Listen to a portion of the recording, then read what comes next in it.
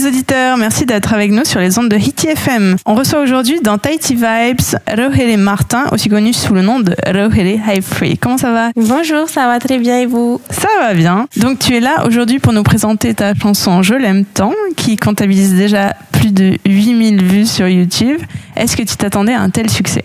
Alors moi pas du tout, parce que du coup j'avais juste voulu enregistrer en studio. Et comme c'était la Saint-Valentin, je me dis pourquoi pas la partager pour la Saint-Valentin. Voilà. En tout cas, tu as très bien fait parce qu'elle a eu beaucoup de succès.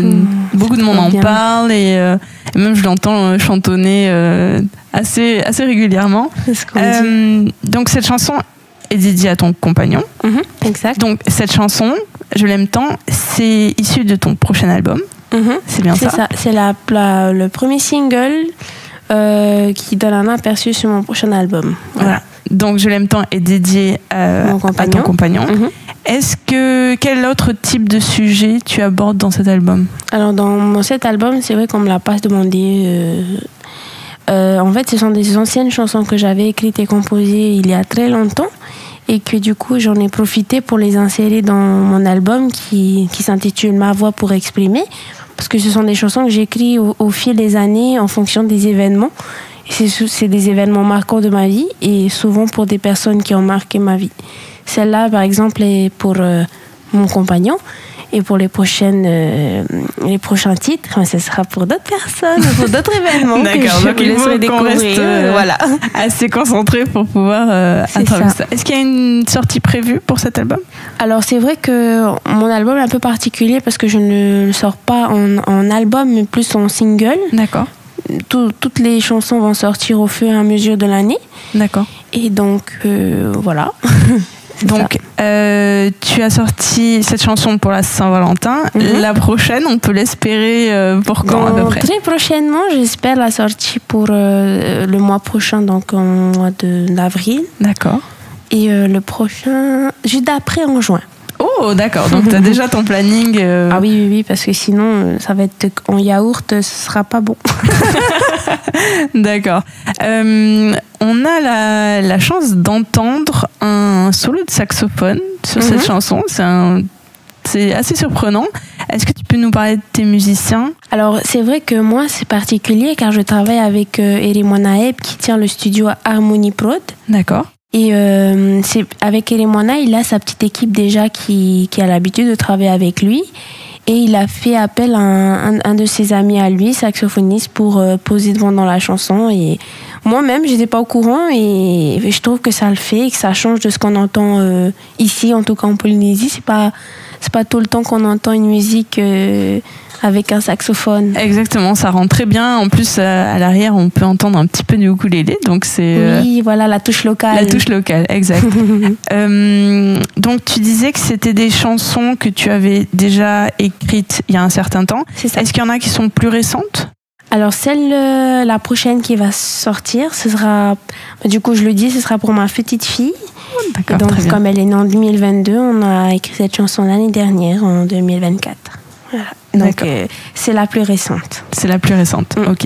Est-ce qu'il y a des thèmes en particulier qui te touchent, qui éveillent cette créativité chez toi?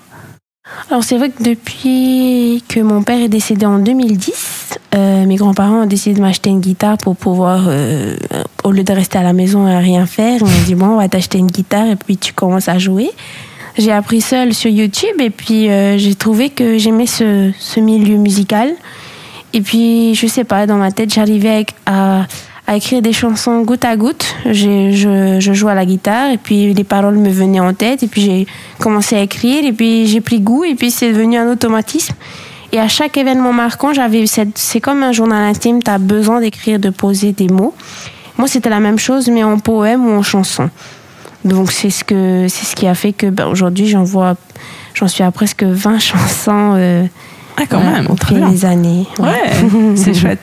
Et est-ce que tu as prévu d'en faire un album ou non, tu préfères juste sortir des singles petit à petit? Alors, c'est vrai que pour mon premier album, pour moi, c'est plutôt stratégique. Je voulais pas sortir l'album en entier parce que ça fonctionne pas comme dans d'autres pays où...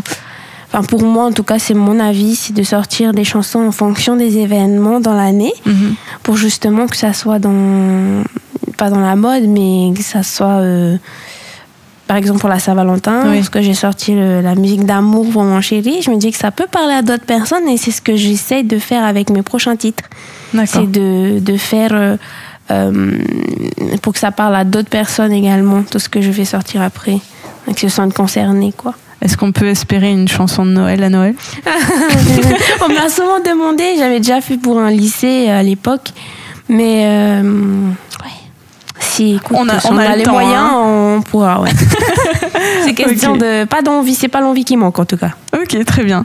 Est-ce que ça t'a plu de travailler avec Harmonie Prod? Ah oui, alors si tu veux, c'est souvent... j'ai souvent eu recours à travailler avec d'autres artistes locaux dans cette boîte de production. Cette personne-là, il a un talent et il est efficace, il est rapide. Je crois qu'il vit de ça. Enfin, c'est vraiment un professionnel. Ouais. Et je me suis dit que c'est avec lui que je voudrais travailler pour mon album, quoi. Ok. Donc, c'est avec lui que tu as trouvé un bon partenariat efficace. C'est ça, et un bon feeling aussi. C'est important quand tu travailles. Un bon feeling avec ton producteur, c'est ce qui est important. Oui, parce qu'il peut te laisser à toi aussi la place. Et puis, il peut t'apporter ses idées parce que c'est quelqu'un qui connaît ce qu'il fait, c'est son métier. Donc, c'est très bien de travailler avec lui. Voilà. Sauf que, du coup, comme il est connu maintenant, tout le monde va chez lui. Bon, avec un peu de chance, tu peux avoir... Connu maintenant, il était déjà connu, non, mais tout le monde va chez lui et ça devient difficile d'obtenir une place. Un créneau de livre. Voilà. Ok, très bien. Merci Laurelie d'être venue aujourd'hui pour parler de ta musique, de ta créativité, de tout ce qui te motive. Est-ce que tu aurais quelque chose à rajouter ? Moi, j'ai juste un message à faire passer à tous ceux qui m'ont soutenu depuis le début de mon parcours. Donc, c'est un grand merci. Et surtout, c'est pas évident quand tu travailles, t'es maman, quand t'es artiste aujourd'hui. On va pas se mentir les voiles de la face, être artiste à temps plein, c'est pas un métier encore, c'est pas assez développé.